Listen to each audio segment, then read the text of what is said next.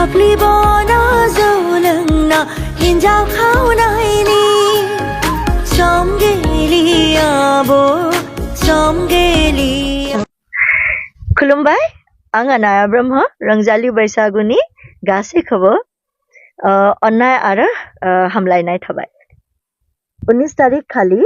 आंनि गोदान मेथाइ थफ्लिबना रिलिज जागोन आसा खालामो बयखौबो नायगोन होनना फैगौ रंजालि बैसागुआव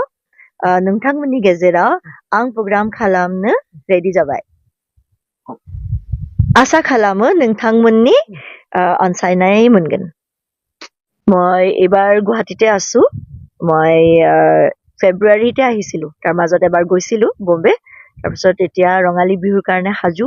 আমি ৰিহাৰ্সেলো কৰিলো আজি আৰু কৰি চলি আছে আৰু আমাৰ প্ৰগ্ৰাম এই আহা 20 তাৰিখৰ পৰা আৰম্ভ হৈ গৈছে সো আমি সাজু ৰঙালী বিহুৰ কাৰণে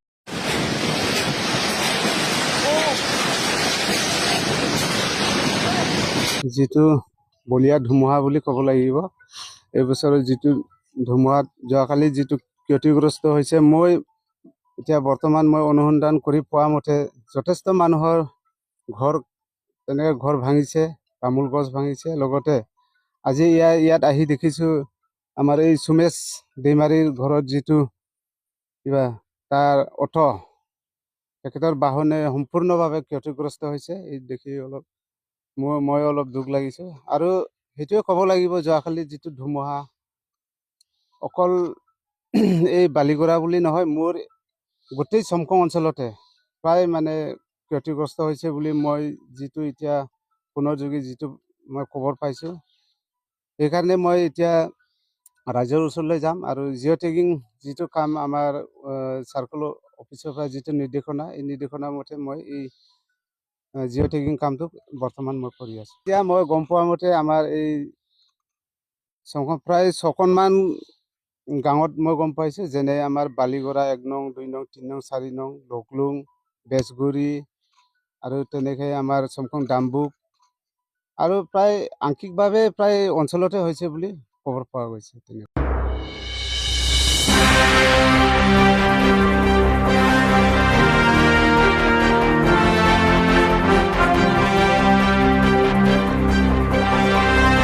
राजाफोरखौ मिसिम खुलुमनाय थाबाय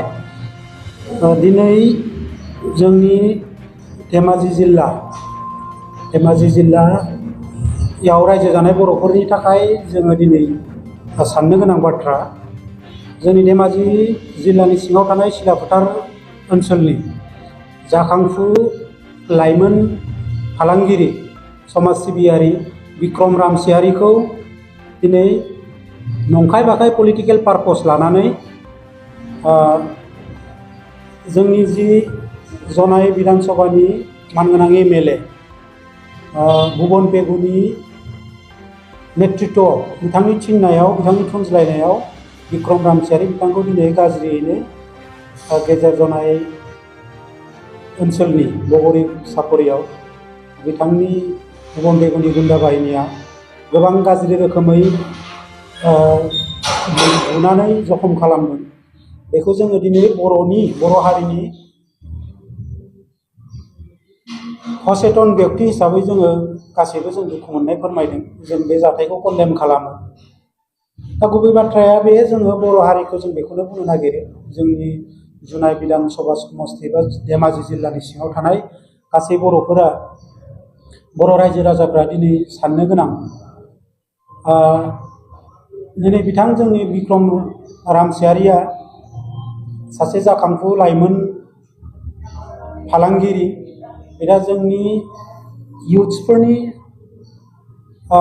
आइडल होननांगोन दिनै बिथांखौ कारन बिथाङा दिनै खम बैसोआवनो जिखिनि बिजनेस पारपसाव दावगादों जोंनि लाइमोनफोरनि थाखाय बियो मोनसे थुलुंगानायनि मोनसे बिदिन्थि बे हिसाबै जोङो प्राउड फिल खालामो बिथांखौ लानानै नाथाय दिनै बिथांखौ गुबुन हारिनि मानसिफ्रा दिनै नंखाय बाखाय राजनीति मोनसे पलिटिक्स मोनसे फाव फान्दायनानै बिथांखौ बुबाय, गाज्रि जखम खालामबाय, हस्पिटेलाइज खालामबाय, बिनि थाखाय जोङो दुखु मोनदों।